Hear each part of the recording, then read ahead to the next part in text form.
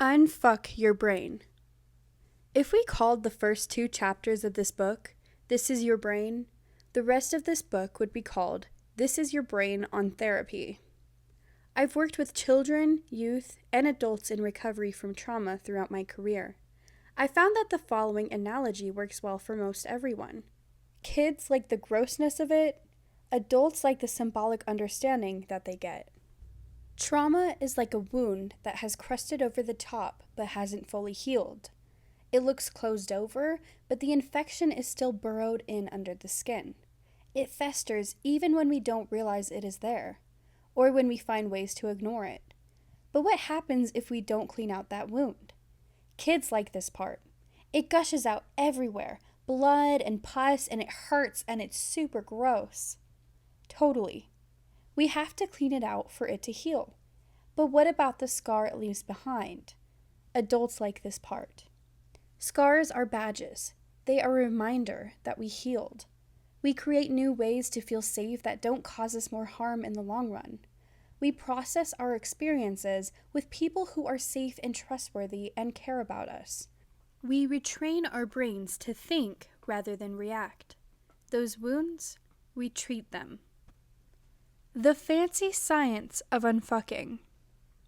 Because our emotions are tied so closely in the brain to our memory, it makes sense that memories of past events, coupled with current experiences, can elicit a really strong response. But our brains aren't actually wired to hold on to certain emotions for long periods of time. Emotions are designed as part of our information feedback circuit. We like that. More of that. Or, that sucks. Make it stop. Our emotions influence our thoughts and behaviors. They are meant to be a psychological signal to the rest of the brain. Once they have done their jobs, they are then meant to dissipate.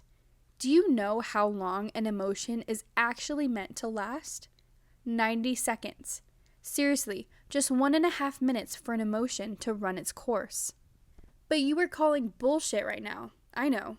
Because if that were really the case, why do our emotions last hours, days, or years? 90 seconds? Not so much. Emotions last longer than 90 seconds because we continue to feel them with our thoughts. We do this by telling ourselves the same stories about the triggering situation over and over. This is when they stop being emotions and start becoming moods. We also continue to feel them with our behaviors. My favorite definition of crazy is doing the same thing over and expecting different results. So when we are reactive instead of proactive, we keep reinforcing the pattern. Say you got in a terrible car accident driving down First Street. It makes total sense that driving down First Street would send your brain into a shit-fit panic. So you avoid First Street. Eventually, avoiding First Street is your modus operandi, to the point that anything that involves being in the vicinity of First Street doesn't happen. You don't want to have a meltdown over the thought of driving down First Street. You want your life back, FFS. But as long as you continue to avoid driving down First Street, you are deepening the groove of that behavior and the feelings of panic that you associate with remembering the accident. Thinking about the accident becomes something we can't control. Rumination is a form of unwelcome, obsessive attention to our own thought patterns. It's a stuck point, an error in the coding. We ruminate about the accident to the point of thinking we are losing our minds because it feels like the rumination has taken control. Basically, we continue to feed that particular emotional response, anxiety, fear, and those particular thoughts, accidents happen on First Street, by continuing with the same adaptive behavior we originally used to keep ourselves safe. Don't drive down First Street, bad things happen there. So we keep the feedback circuit in a perpetual cycle. Okay, yeah, maybe, but what about all those non-rumination memories? The feelings we will go to the end of the earth to avoid. Instead, maybe you refuse to give any attention at all to the idea of driving down First Street. Ruminate? Not fucking likely. Fucking brain wiring again. Avoiding a certain emotion makes you hold on to it just as much as ruminating over it does. Remember the infection analogy? It's just festering in there. Both ruminating and avoiding work exactly the same way. A Mobius strip of nothing really ever changes and we aren't going to get anywhere. Rumination is a way of insisting on making sense of an experience, but doing it in a nonsensical way. And avoiding is just refusing to acknowledge it at all, at a conscience level.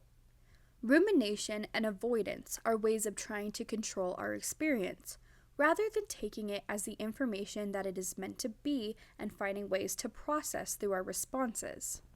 When we hit upon a situation where control is taken away from us, even the memory of that event is seriously the most uncomfortable situation in the history of ever.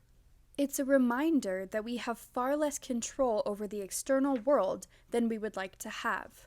And that is deeply scary shit. Both rumination and avoidance are ways our brain reacts in an attempt to get control back. If I fixate on it, I can figure out a way to keep it from happening again.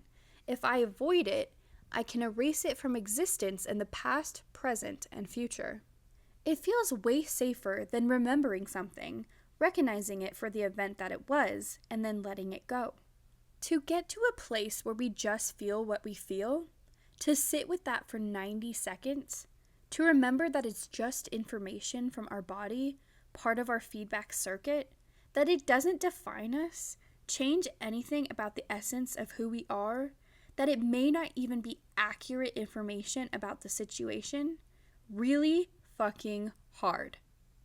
Being triggered means being on shaky ground. We just want the earth to stop moving. We want a sense of control back. If we get a sense that what we thought was solid beneath us was never really solid at all, that means we have to live with constant ambiguity. And ambiguity is completely counterintuitive to the things our brain is trying to do and continuing to tell us in order to help us stay safe. Ambiguity pushes the button, threat alert, level red. Remember all that fancy brain stuff from the first chapter? Because our brains are hardwired to keep us alive, the instinctual part of our brain takes over when we feel threatened. But unlike the other species we share this planet with, when the threat is over, we aren't good at discharging that threat feeling, getting all those hormones and neurotransmitters out of our system and going back to our everyday lives. And the prefrontal cortex cannot control our instinctual responses. It can only elaborate on them. It can offer different information and different ways of responding. It can test new scenarios. The PFC provides feedback. It can negotiate, but it is not in charge in times of high stress. You are not crazy for wondering if your thinking brain has been hijacked by your animal brain. You feel that way because it has. And quite frankly, your animal brain is irritated as fuck at all your epic ingratitude at how hard it is working to keep you alive. It's not a sign of weakness that it keeps happening. It's a hardwired survival instinct. You can't forcibly take control back through sheer willpower. Animal brain will win every time and smack you down with a hell nah when you try. Healing trauma means working through our shit rather than trying to overpower it. Instead of full frontal, Braveheart-style attack, we create ways of having new convos that are safe and supported. We don't push out our comfort zone. We create a larger bubble of comfort zone that helps us roll along until we realize we don't need it anymore. Getting unfucked immediately after a traumatic event. Okay, remember when I was yammering on about all that first 30-day stuff? That this is really critical time for trauma recovery? Yeah, because holy shit, if we are given the time and space to process a huge horrible thing that happened to us, that makes all the difference in the world. If you have experience with the military or with first responders, firefighters, police, EMS, you've heard terms like after-action report or incident debriefing. In a similar way, if you have ever been through the kind of traumatic incident where professionals, police, doctors, etc., got involved, at some point you had to tell your story. Talking about what happened is a good first step for most people. The problem with that is we only get to process at a dragnet level. You know, just the facts. It has the potential to separate us even further from the emotional content of our experience by focusing on the recitation of events, rather than a processing out of emotionally laden memories.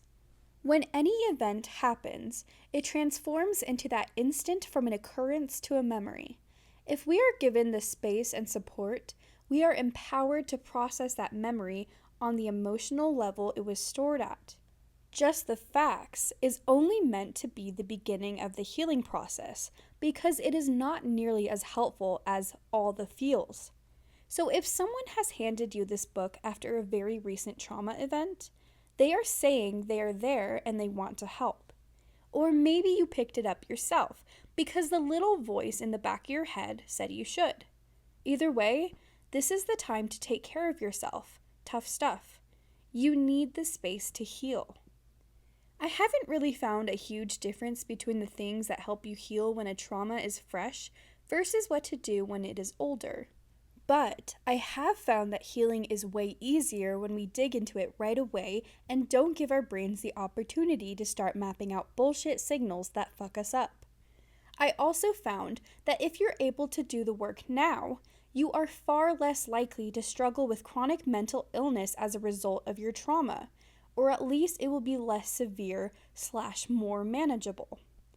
And I also know you are worth the time it takes to focus on yourself and your healing, no matter how silly it feels, or how busy you are, or how much everyone around you is dismissive or uncomfortable with the process. You deserve every opportunity to heal. Unfucking way later. Then there are us unlucky motherfuckers who didn't get a chance to really unpack our trauma during that 90-day restabilization window. That means you have more months, years, or decades of brain fuckery to untangle. This is not a hopeless situation at fucking all, because if this is you, you are a survivor. Your brain figured out ways to keep you going when everything around you was crazy, and it worked. The problem is, it isn't working well anymore. Instead of being a solution, it's become a problem. So your brain has to be put back on its leash and retrained. You need to teach your brain to use the prefrontal cortex to discriminate between real threats and perceived threats again.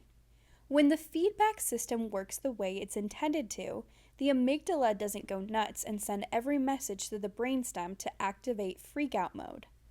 A lot of the work I do in my private practice is guiding people through processing their stories while helping them stay grounded in the present. This helps us remember that we are in control of our experience at this point in our lives, even if we weren't in the past. It is amazing to realize you can feel something and not have it overwhelm you. That right there, this is what taking your power back really means. If someone has a partner or supportive friend or family member available, I show them how to help with the process as well. We figure out exactly what their role would be so they have a way of being supportive rather than freaking out and making the situation worse. Some of the dumbest stuff is done with the best intentions, right? Many people do this work in therapy, but not everyone. Even if you are working with a therapist, a good therapist is going to operate as your sideline coach, giving suggestions and feedback from the outside perspective. If you are working through any of these issues, you are the one doing the hard part, whether your supports are friends, family, or helping professionals, or just your own damn determined will to get better. Whether you have help or are going to do it on your own, I found that knowing why these techniques work make them work that much faster. Knowing how the brain is wired to work helps us feel less frustrated, stupid, and guilty. Because one of the biggest barriers to getting better? Shame. Shame from ourselves and shame from others that we aren't already better, or that we had an issue to begin with. And fuck that. Remember what I said about you being a survivor? If you have crawled through all these years, months, decades of muck, fighting with a haywire brain, you deserve to feel better. You deserve your life back. You are not fundamentally, unfixably broken. Let's do the thing.